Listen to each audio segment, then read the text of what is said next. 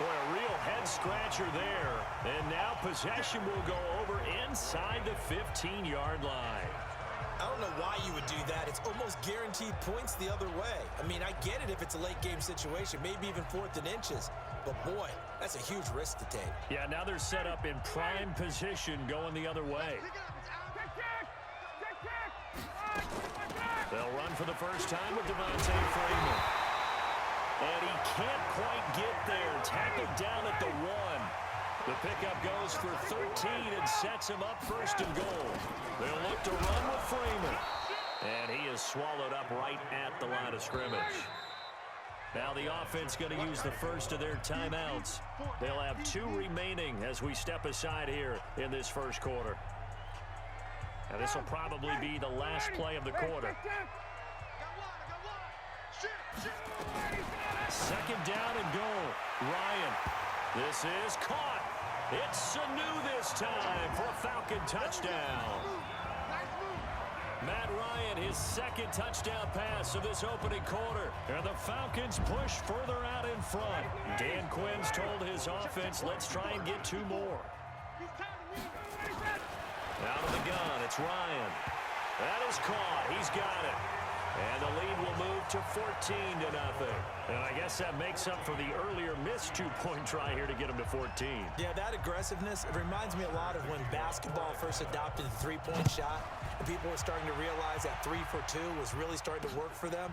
In this case now, maybe the 2 for 1 is coming into play in the NFL. And in hindsight, probably should have stayed where he was, as he'll only get back to the 16-yard line. Coming to the line here to begin their next drive, the Seahawks offense. Already down 2 touchdowns here in the first half. This becomes a pretty important drive, doesn't it? It certainly does, and a lot of the teams script plays. We know that, right? They have a script to start the ball game, and typically those scripts go between 12 and 24, 25 plays. Down 2 touchdowns early, probably not very deep into their script. I think that they'll stay with it. I don't think they'll abandon it just yet and try and generate some offense on this drive. Anything. At least 3 points get that 0 off the board. They try to throw on second down, but this one is incomplete. Didn't have a receiver open downfield, and as it turned out, couldn't even find his outlet man because of the coverage. It's way too tight, unable to find anyone open. The Seahawks on third down, just 1 for 3 thus far. This is 3rd and 10. They run it with Carson. Room here to run. Defenders giving chase, but I don't think they're going to get there. And all the way down to the 37. And they will finally get him down, but not before he takes this to the Falcons' 37-yard line. 3rd and long, they keep it on the ground, and it pays big dividends. Sometimes it's a surprise to the defense. 3rd and long, you expect to pass. You catch them off guard. In this case, you're exactly right. It paid huge dividends, off and running.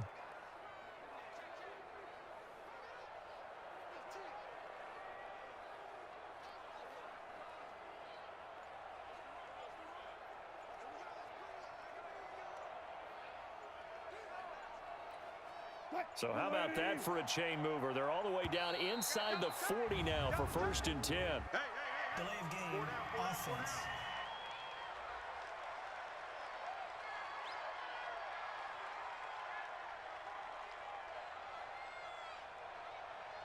He didn't even try to signal for a timeout, so they must have not been aware of the numbers. I think he lost track of the time left in the play clock and probably was trying to read the defense and trying to figure out which play to run and just lost track, and it cost him. Escaping the pressure right. He's going to take off with it. Got some real estate inside the 30. And they'll have it in the red zone before he crosses over out of bounds. Big yardage there on the scramble. It gets him a 1st down. The best quarterbacks that ever played the game all wanted to blend in with their teammates and be one of the guys. But sometimes you got to take modesty and put it aside. You're the franchise quarterback, the face of the team, and the guy that leads them to victory. You have to get down and protect yourself and not take hits like that. And oh, it'll be intercepted. Isaiah Oliver with the INT. And a great return as they're finally able to take him down. Now the Seahawks going to use the first of their timeouts They'll have 2 remaining as we step aside here in this second quarter. Ryan and the Falcons now come up 1st and 10 at their own 17-yard line. A pass there over the middle to start things out. And he's got it past the 30 before he's hit and dropped. 15 yards, 1st down Atlanta. This is Freeman on 1st and 10.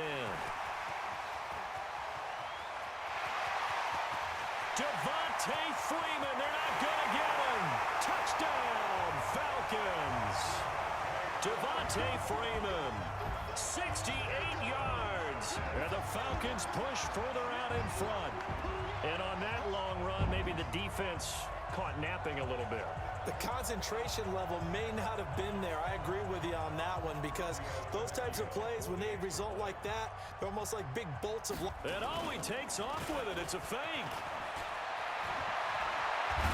And the fake attempt here not going to work. Got a little yardage, but not enough to get to the goal line. Partner, that type of a lead, and they're going to fake it from the 15 to try and pick up a 2-point play instead of kicking it through the posts.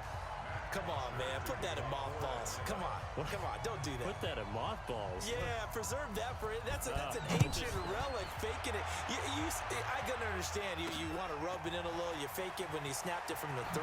But from the 15, mothball that bad boy, just like my grandmother had. Yeah. In her attic, the stuff she used to preserve. It smelled terrible.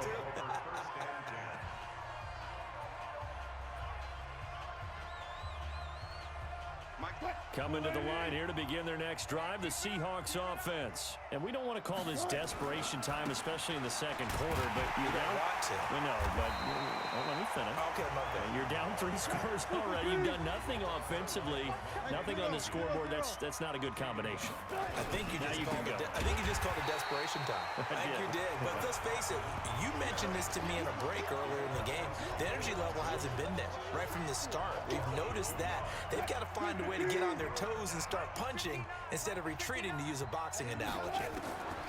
Wilson now throwing on 3rd and long. He's going to run, but he's got a long way to go. And able to get this across the 20 before going out of bounds. Give him 9 on the play, and it'll be 4th down. Well, it's not going to be a 1st down, but that's a nice job of picking up yardage on 3rd and long. Sometimes you just have to take what the defense gives you, and in this case, it wasn't enough to pick up the 1st down. The offense stays put. They failed twice already in this first half, but they're going to go a 3rd time here on 4th down. Eluding the pressure right. On the run, he'll let this go deep right side. And Wilson's going to be intercepted at 3rd.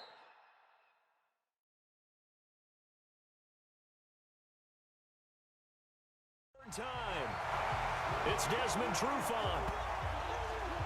Okay, it's real simple to say from here, but we know that sometimes as a quarterback, you've got to know when to say when and just throw it away. Flushed out to the right, tries to make something out of nothing here, and he winds up floating one downfield. I think it's intercepted. Now here's a pass on 1st down that's knocked away and incomplete. Bradley McDougald that time able to knock it away. Well, partner, let's put a bow on the Super Bowl for Kansas City. What a comeback win. Yet another come-from-behind victory for Patrick Mahomes and company. An absolute heartbreak for San Francisco. Didn't Madden predict Kansas City would win the game? Yes, 35-31, I believe they predicted. I felt like most of the predictions I saw had the game in the 30s, so a little bit lower scoring than we expected, but a lot of fireworks down the stretch, all by Kansas City. But how about San Francisco? Had the lead in the ball, under 12 minutes to go, and held Kansas City to 10 points through 3 quarters. And somehow they're winging their way back to San Francisco, trying to understand how they lost that game. Yeah, not only did Kansas City win it, but they end up winning it by 11 points. They didn't see that coming at all. On 2nd down and 4, Ryan looking end zone for Jones. And this is going to be intercepted. Trey Flowers picks it. Oh, man, Brandon, not a real good throw that time. It looked like he tried to put a little too much air under this one, and it turned into a floater. And defensively, this is a dream. He could have fair caught that one. That was way too easy. Throwing on 1st down, but this one winds up to be incomplete. Trying to get that one to his tight end, and they've been trying to get the ball to him, but as of yet, unable to successfully complete one. but you know there's usually a nice comfort zone in throwing to the tight end. Great sight lines, usually right in the middle of the... And his pass is intercepted for the 4th time today. Picked up by Deion Jones, the linebacker. And he will score. Touchdown, Falcons. That pick six extending this lead even further. And boy, it's been a while since I've seen a team struggle this badly in the first half. I think all they want to do is get to the locker room, try and regroup, and come out to start the third quarter. But if things don't improve fast then, I think the backups get a lot of play in the second half. And there's a quick momentum swing. INT return for a pick six, and then the two-point conversion good. And even if you're keeping your wits about you, you're thinking to yourself, okay, extra point block team going into the game now. All of a sudden you're hearing defense. Everyone's scrambling for their helmets and throwing down their cups of water. That's a great position for them to be in, trying to score against that team. A little bit disjointed. As Seattle jogs back on the field here, you can't help but think with their season that the old cliche, the game of inches, comes into play for the 2019 Seahawks, because Week 17, that game against the 49ers, Jacob Hollister tackled inches from the goal line, maybe a half a yard. That really changed everything, didn't it? It certainly did, because if Hollister scores and Seattle wins, they end up getting the open week and getting that little extra rest in the playoffs, and San Francisco goes to Philadelphia to play. And in my mind, San Francisco beats Philadelphia but doesn't advance to the Super Bowl. They needed the break as well as Seattle. Seattle went to Philadelphia, had a tough one there, and then got beat at Green Bay in the very next round. So you're exactly right. To me, in my mind, that little bit of space changed everything for them. And by the way, Jacob Hollister did everything correct on that play. The ball was in the correct arm, because everybody said, well, if he had the other arm, he would have scored. But that's not how you hold it in that situation. It was just a terrific tackle by Drain Greenlaw that changed the fortunes for both of those teams. All right, hang on. We'll jump over halftime. The Falcons back to receive. They've got the lead, and they'll get this football as the second half gets underway. And they'll be set up with good field position here as he gets this up over the 40-yard line. At some point, we're going to get it through our heads. Special teams, special teams, special teams. The spark that often wins games. Matt Ryan and the offense heading back onto the field. And he's had some time to chew on that interception he threw on his last drive back in the first half. Well, normally we say, well, get him right back out on the field and play again, right? But as you mentioned, had the halftime, had to stew about it a little bit. And he's going to have to eat this.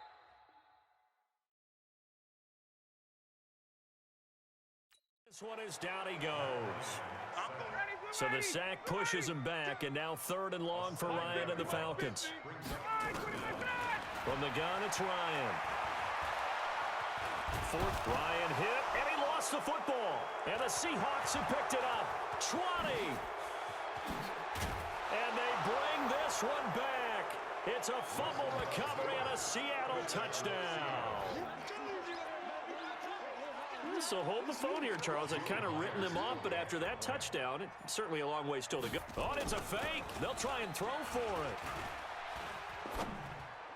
it. And that one goes virtually nowhere. Tried to fake extra point, but nothing comes of it. Let me go ahead and show my age a little bit. I liked it when they would fake it from the 3-yard line, right? When they'd line up, go ahead, and, oh, there's a fake, and he's going to get 2. That's great. But from the 15... the risk-reward, it's just not there. So risky to get 15 yards on a fake. Well, you see the result right there. Yeah, I know these young whippersnappers are trying to do different things in this game, but let's go back to old reliable. Kick the ball through the post. Get off my lawn. That's darn right. Very good starting field position for the Falcons offense as they come up 1st and 10 at the 41-yard line. From the shotgun, Ryan flushed out right. And he can't escape the pressure. Ryan goes down. Jaron Reed muscles his way in for the sack. A fake to Freeman. Now it's Ryan. Complete to Jones. And some room to maneuver. Julio Jones all